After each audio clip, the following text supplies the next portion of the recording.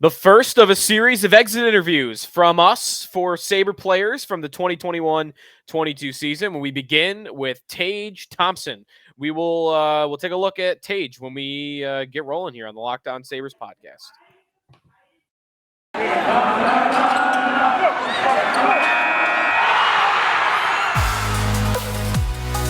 You're Locked On Sabres, your daily podcast on the Buffalo Sabres. Part of the Locked On Podcast Network, your team every day.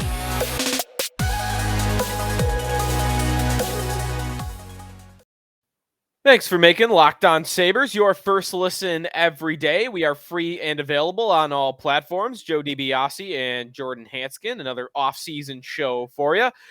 Be sure to hit us up on Twitter. I'm at Sneaky Joe Sports. Jordan's at JR Hansgen. Like and subscribe us, especially on YouTube, as we continue our chase for 1,000 subscribers, where we can be as officially a YouTuber as you could possibly be. We have a exit interview, our first exit interview for Sabre players in a series we're going to do here at the end of the season. And the first will be Tage Thompson. We will get to Tage and breaking down his season, looking back, looking forward, the contract, and just really all of it with number 72 for the Buffalo Sabres. Let's start with the playoffs, though. We got night one in of the playoffs out of the way, and Jordan, there weren't really any close games. You had to stay up late if you wanted a close game. Yeah. I didn't overly enjoy it. But there's a lot of I always say this with the first games, like there's a lot of series left, and you gotta expect game twos are gonna be pretty good. Just given the Bruins are gonna give it their best, the Lightning are gonna give it their best, so I think it's gonna turn around. Out west too. I thought the story of yesterday was I think there were like two massive penalties, or at least three crazy plays, dirty plays. So if that was day one, usually it takes into a series for people to start doing the terrifyingly awful hits and dirty plays. But I thought that was a story of the night, really. Yeah, Kyle Clifford got suspended for a game for a hit from behind on the Maple Leafs. You had Pat Maroon got fined. Corey Perry got fined. But there were a bunch of players in that scrum, Islanders and Lightning at the end, that got fined. Everyone got the same fine except for Corey Perry, who got exactly $250 more than everybody else. What was that? Does someone have a bone to pick? He's kind of a offender, right? He's a repeat offender, right? But at $250, what is that? That's a meal. Somebody wanted a PS4. That's right. You don't get a PS5, Corey Perry. I'm taking that $250 from you. I mean, holy cow. The one though that only got a small fine and not a suspension. Did you see the Jared Spurgeon play? The cross check. I thought that was the dirtiest play of the night. How is that not a suspension? That is as intent to injure as I've ever seen. He literally is trying to break the man's Achilles. Yeah, I thought that was the dirtiest play of the night.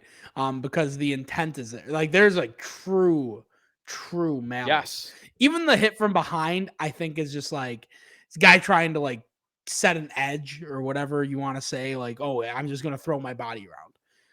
The hit from behind, I think, is a less attempt to injure as that one is. Yeah. I think that's as clear cut as you could be, because some people have hit people from behind where they're just either just being reckless or whatever. This is that's premeditated. Yeah. His goal was to hurt the guy's leg.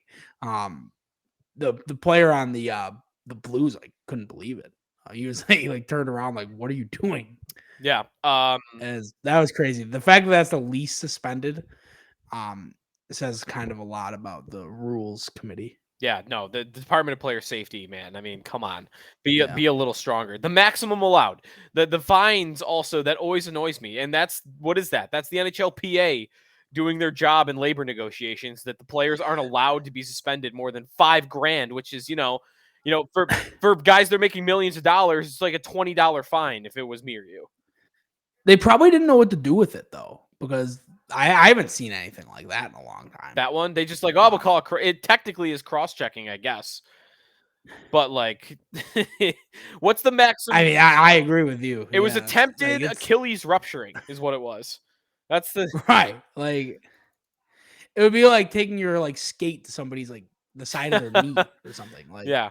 it's like I'd say it's just No, right. violence. Like I don't know. If someone took their skate off, did the Happy Gilmore thing, and they tried to stab someone with it, the NHL Department of Player Safety be, well, we only fined them $4,500, the maximum allowed for roughing in the NHL. It's like a move that you would see somebody like in John Wick do. Yes. Like they like stop somebody. Like they take like maybe they're fighting in like a pool hall, Mhm. and they take like a pool stick and they like stab the guy's like Achilles with it. Yeah. I don't know. Like, I feel like it was like setting up like a combo move or something. Like it was brutal. Yes. How about the rest of the hockey on the ice? Who impressed you the most? Anyone disappoint you the most? Maybe that's the same question in the same game. I think Toronto impressed me the most for sure. I think the other thing I want to say is I think Carolina's win is a bit kind of overblown. Like they looked good, Mhm. but the fact that I think Linus Ullmark did not have a good performance. Yeah. And I think that's I don't think that's I think that's more of an anomaly than like telling. I don't think he's going to be that bad. Yeah. Throughout the playoffs. So I think that series is fine. I'm concerned about the Wild.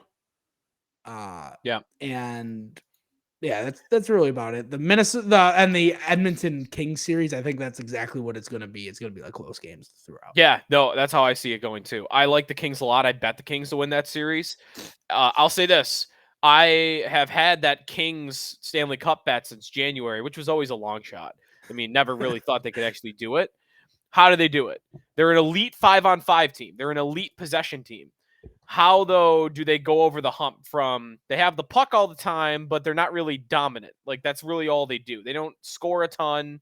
They're not super fast, and they don't get saves. The one way a team that's elite 5-on-5 can go on a run is if their goalie gets hot. And we haven't seen him get hot in like damn near 8 years. But Jonathan Quick in game 1, he looked like a guy that could get hot. He looked like a guy capable of taking LA on a little bit of a run here. So I'm open to it. I'm open to that cup bet going well. He's the Haley's Comet of goalies. Like every 20 years, like he shoots past the earth again. That's the best comparison of the season. Jonathan Quick is Haley's Comet. He is. He really is. Every 5 years, he's just like, oh, here he is. He's amazing. And then he disappears for 5 years out into the solar system. All right. So, yeah, Toronto was super impressive, though, too, right? Like the speed, Yeah. it was just. Oh, yeah. I mean, they looked dominant. Matthews looked amazing. Marner was good. The guys that had let them down in playoff series before had really showed up. I'm starting to wonder. It's only one game, so maybe this will get, debunked in the next game. But I'm wondering, is Tampa actually a decent matchup for Toronto? Because even though they're better than the teams they've played in past years, look at who they've lost to. They've lost to Montreal, grind it out. They sit back. They're like a soccer team playing counterattack. They'll let you have possession, and then they're just going to counter, and boom, they're going to hit you with a 2-on-1, and they're going to get the goaltending. Grind it out. The year before that, they lost to the Blue Jackets. John Tortorella's Blue Jackets. Same thing. Grind it out. Block shots. We don't need the puck. We're going to win 2-1. We're going to get a lucky bounce here or there. That was how they lost to the Blue Jackets. The Bruins, even the year before that. Now, the Bruins can click into any mode they need to, but those were physical teams. Those were teams that would try to bully Toronto around. They weren't trying to play up and down the ice, skill, skill, skill. And I wonder if Tampa is the right matchup for Toronto, because Tampa is, let's skill it up, baby. Let's go back and forth. Let's try to outscore me. And Toronto is capable of outscoring you. So even though Tampa's a better team than what they faced, I wonder if the style of opponent is better for the Leafs. Yeah, I'm kind of wait and see. I thought the Leafs were definitely the most impressive. But the Leafs are the type of team that, like, especially given the history and given the kind of like the Capitals were a while back, where before they broke through, where it's just like wait till they see some adversity and how are they going to respond to it. Hmm. And the Lightning are going to bring it one of these games. If the Leafs want to win this series, they probably want to do it as fast as possible. Because the further the series goes, the pressure becomes all on the Leafs. I don't think the Lightning really don't have any pressure. They've already achieved what a lot of hockey teams have not done. So if they lose in the first round this year, it's like, well, there's always next year. Like we've been an excellent team for a long time, but the Leafs is like now it's like now even with the blowout, it's like they're like firmly expected to win. People might say now. So pressure is going to mount if they start to taper off a little bit. We'll come back. We'll talk Tage Thompson, our first exit interview concluding the Buffalo Sabres season. That's on the way here on the Locked On Sabres podcast. We're brought to you by rockauto.com. Save time and money when using Rock Auto. Why choose to spend 30%, 50%, even 100% more for the same parts from a chain store or car dealership? It just doesn't make sense. Rock Auto is a family business serving do-it-yourselfers for over 20 years. They got everything you need: brake parts, tail lamps, motor oil, new carpet. I just bought new windshield wipers from Rock Auto. Go explore their easy-to-use website today or find the solution to your auto parts needs. Go to rockauto.com right now, and when you see all their parts available and for your car or truck, write Locked On in their How Did You Hear About Us box so they know that we sent you. Amazing selection, reliably low prices, all the parts your car will ever need. rockauto.com.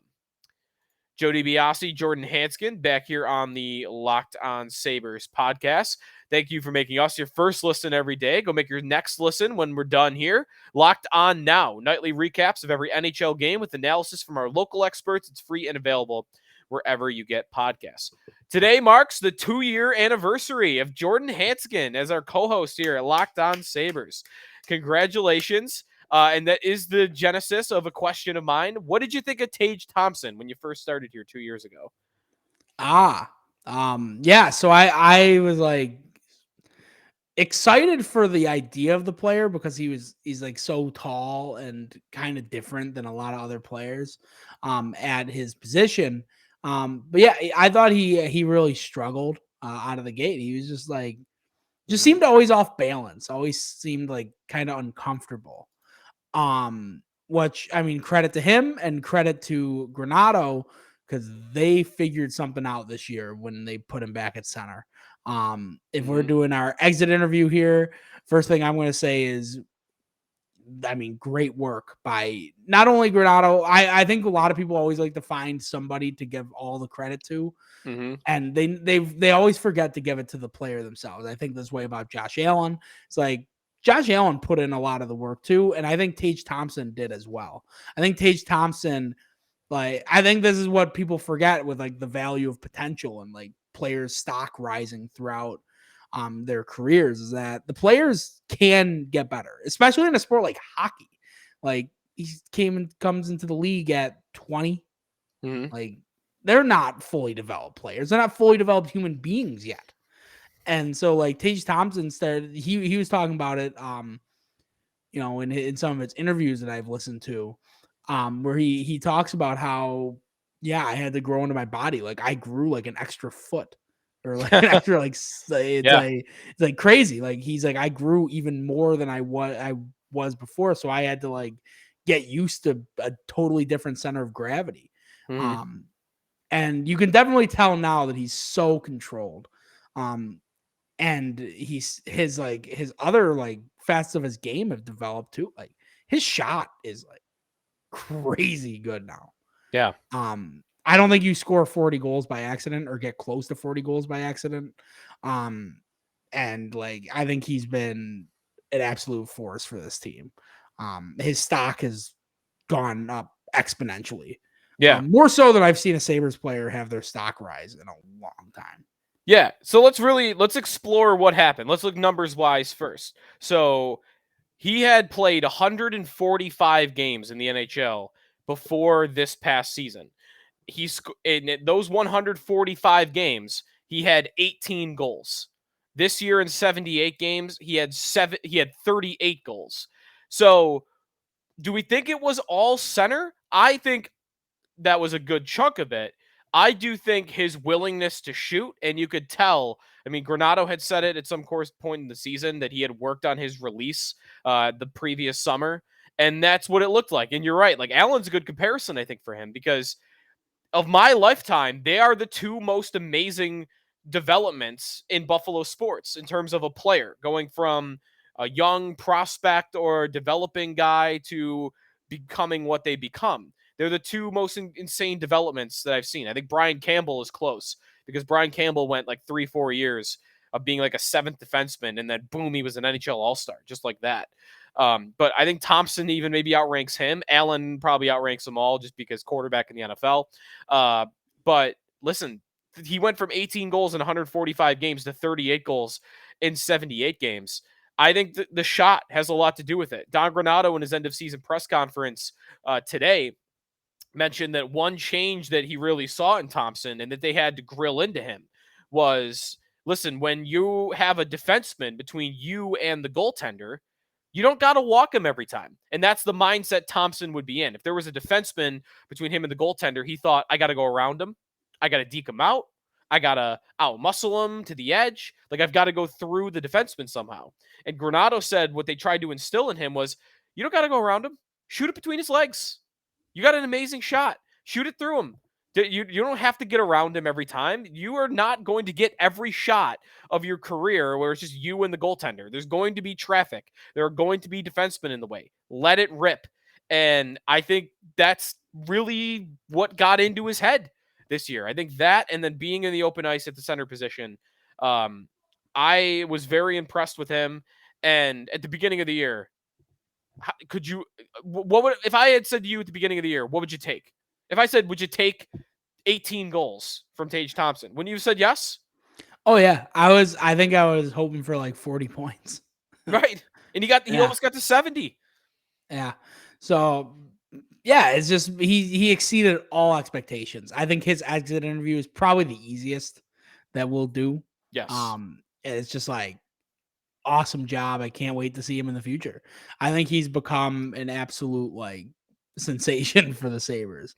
And he makes our future so much brighter because he became a liability and now he's a massive asset. So yeah, it's huge. And he's turned the O'Reilly trade into something more of like you could call it a little bit of win-win. Considering that we now probably have the best player in the trade right now, currently. Like, yeah. I think O'Reilly's still great, but I think Tage Thompson had a better year. He did. O'Reilly had a couple goals, didn't he, last night? He's a playoff performer. He's already proven he's a playoff performer. We will come back. We're going to give grades 1 through 10, decimals included. I'll give a grade on Tage Thompson's season, and then we'll look ahead. The contract, if you don't know what his contract looks like, nothing really pressing here, but just kind of go over it. And also what we can expect from the future with Tage Thompson. Can we expect this year to year? We'll get to that when we come back here on the Locked On Sabres podcast that is brought to you by Built Bar. Have you tried Built Puffs yet? We're going crazy over the puffs. They come in crazy flavors like banana cream pie, churro, brownie batter. Who doesn't want a protein bar that tastes like churros? And they're only 140 calories. Sign me up. Built Bar makes sure there is something for everybody. My favorite flavor is still the cookie dough. It's got the real pieces of cookie dough in it. Unless we're talking about the puffs, then brownie batter is my favorite flavor. Most Built Bars contain 130 calories, only 4 grams of sugar, 4 net carbs, and 17 grams of protein. Compare that to a candy bar. So what they compare to taste-wise, you're going to compare it health-wise. Candy bars, 240 calories, 30 grams of sugar, dozens of net carbs. Go to Built.com to get all your favorites. Banana cream pie, raspberry, double chocolate, and so many more. They are all delicious. The new flavors are coming out all the time. Check them out at Built.com. And when you go to Built.com, use the promo code LOCKED15, and you'll get 15% off your order. That's the promo code LOCKED15 for 15% off at Built.com. Joe DiBiase, Jordan Hansgen on the Locked On Sabres podcast. We are recapping and looking ahead with Tage Thompson, our first of our series of exit interviews. Let's give him a grade, 1 through 10. We'll go the figure skating scale. Will you give him a decimal? 1 through 10 for his season. And I don't want to just rely upon it for the surprise factor, I guess, because, comeback player of the year is fair for him. But if I'm just grading the season as a whole, I would want to give him like an 8.4. 8.4 is the number that I'll go with, because while the goal scoring was through the roof, one area of his game that is still leaving me a little bit wanting is the playmaking. If he's going to be a legit number one center for this team going forward, I think I'm going to need more than 30 assists. I'm good with him being what he is now. I'm fine with that if that's what he is in perpetuity, but kind of more of a second line center for me in his current state.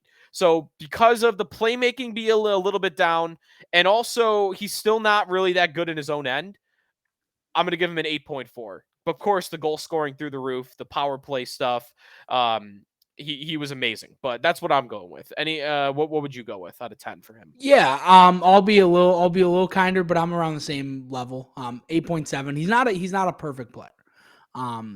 Is kind of where I'm at. But Yeah. man, he's head over heels better than what he was. So yeah, I don't really have much to add. I echo your sentiment with like he's got to get better on his own end. Yes. That line, I think that line did get scored on too much. So yeah, he can do better there. And like yeah, he can be a better passer, but he might always just kind of be the guy that they find to score too. Though. Yeah. What Like would you do? It just might not be his game to be the Fair. 100-point guy. Right. So you might be right with that. Like an ideal Stanley Cup team, he might be a second line center. But yeah, like I think he's great, and he deserves a lot of the accolades this year. Yeah, if you were Don Granato, would you even mess with it? Would you just kind of let him go, or would you tell him going into the summer, hey, let's work on that vision a little bit. Let's work See, I on think that he's still passing. moldable. Like I think he's still the type of guy you give homework to. And I think he should be like kind of like excited about it. Like, yeah. I think he was talking about in his actual like his post game or postseason interview was I'm going to work a lot on faceoffs, which is another thing that he can get better at. Yes. He still seems like he's the type of person, which is I think like this is like the best like student or the best like player to have in the locker room is somebody that is like always willing to get better, always willing to find a new edge. That's what makes a good competitor. And so like I think he's got the right mindset for becoming even the 100-point player that we want him to be. So like I'm excited for his future. I think he has everything going for him. Like kind of between the ears. I guess so that like, yeah. I guess the question for him now is, all right, he's good. Like, would you agree with me? I expect him to He's be. good. I'm not saying he's going to score near 40 goals every year, but I'd expect 30 as an average. Yeah, I don't think there was any sign like every game this year. I don't think he never had like games where he was like invisible. No, right. He always was getting chances. Yeah. He was always getting chances. Like there were like plenty of fluky players that played for the Sabres, or streaky players. Yeah. Tage Thompson, I don't think would be considered streaky. I think he's just he just might not, his ceiling might not be crazy high. Right. But I don't think he's a flash in the pan by any means. That's kind of the question I had. The ceiling. When this team gets good, is he the number one center? Is he the most likely to be the number one center? I think Dylan Cousins and Peyton Krebs might have just as good a chance as he does. Or maybe I'm not saying that, I'm not saying that one has to be definitively better than the other. If all three of them are second line level centers, then that can work. But I guess when this team is good, is he the best center iceman? And I think right now I'd want to say yes, but I'm again, it's hard because he's a different style of center than we're used to. When you think of number one centers, I think you usually think of guys that put up 60 assists. And like Krebs could be that, but Thompson, he could just do it differently. He could just score 50 from center ice. And like you can't if he gets 50 goals next year and 30 assists, I'm not going to tell you that he's not a number one center because he doesn't pass the puck. Right. So I don't know. It's different, and but I do think like the credit to the Sabres too. I thought like players like Jeff Skinner found their playmaking ability, which is stunning. Yeah. Like uses feeding Tage Thompson for goals. I know we'll talk about that when we get to Skinner, but like, Well, let me throw him into this equation real quick as well. That's the last question that I have on the docket today for Thompson. This year, his most common line mates. He played 782 minutes 5-on-5 with Jeff Skinner. He played 454 minutes with Alex Tuch, and actually above Tuch, if you want to include defensemen, he played 468 minutes with Rasmus Dahlin. So Skinner, Dahlin, Tuch were his most common line mates. And I'll keep this question to the forwards more so for this question. Is that the line you want him on next year? It's hard to say no right now. I know there are kids coming up like Jack Quinn and Peterka, and we might want to mess around with stuff a little bit. But at the outset of the offseason, that's the one line where it feels like you got to keep it together, right? yeah. I know at the end, like Granado was experimenting with Tuch with Krebs more, And um, Olofsson maybe even. Yeah. and Olofsson. Yeah, Olofsson was up with Tage, Yes. right? Yeah. I kind of like the idea of like trying to throw Quinn in there. Like, Okay. like kind of get him like confident playing with like the great line. But that would be my. I think the key is like I'm thinking like pairs. And I'm thinking like Skinner and Tage was, I thought, super effective, and I think Tuck's the type of guy that you could put with anybody, and he'll be fine. Yep. But like Skinner, I think needs Skinner needs that guy. He needs offense with him. Yeah. That he can play off of, because that's when you get the best version of Jeff Skinner. So I think Tage and Skinner together, and then I like the idea of trying to throw in a youngster in there, especially one that's winning AHL like MVPs. Yeah. I like that idea. I like that idea with Quinn with them. All right, so that's Tage Thompson. What a season. Comeback player of the year for the Sabres. He was arguably their best player. He'd be in that conversation with Rasmus Dahlin, I think. And just I can't believe we're sitting here doing this, talking about him like this. It's nuts. I had written him off, completely written him off. Who hadn't written him off? But he just showed up and he gave this team exactly what they needed down the middle, and he is a big part of the reason why we're all so hopeful right now. All right, 2 years, Jordan. Feel like we're on the way up too. I'm ready to do this show when they're good. Yeah, it feels like we're like heading towards competitiveness. And I mean, considering where we were 2 years ago, Yes. considering where we were last year, how bleak it was, like this is a lot better. Oh, it never got bleaker than last year. Just Eric Stahl playing in front of no fans as a Buffalo Sabre is just the worst this team could ever do. Just holy cow. And Taylor Hall looking just totally miserable. Yes. Oh my God. All right. We will. Who should we do next? We should stick with the forwards. Maybe we'll do Jeff Skinner. We'll get to Jeff Skinner as our next guy. He was second on the team in goals. Feels right to put him next. He was on the top line. And sticking with the theme of comeback players, he's a guy we should get to. So we'll talk about Jeff Skinner next. We'll continue to cover the NHL playoffs as they progress as well. And you can also, remember, do that over at the Locked On NHL podcast. So when you're done with us, go make your second listen, Locked On NHL. They're covering everything in the first round of the Stanley Cup playoffs, the latest news and opinions from our local experts every Monday through Friday. It's free and available wherever you get podcasts. At Sneaky Joe Sports to follow me on Twitter, at JR Hansgen to follow Jordan, and be sure to hit the like and subscribe button on our YouTube channel where you can watch the show for those that are listening. Thanks for listening, and we will talk to you tomorrow here on Locked On Sabres. Good night.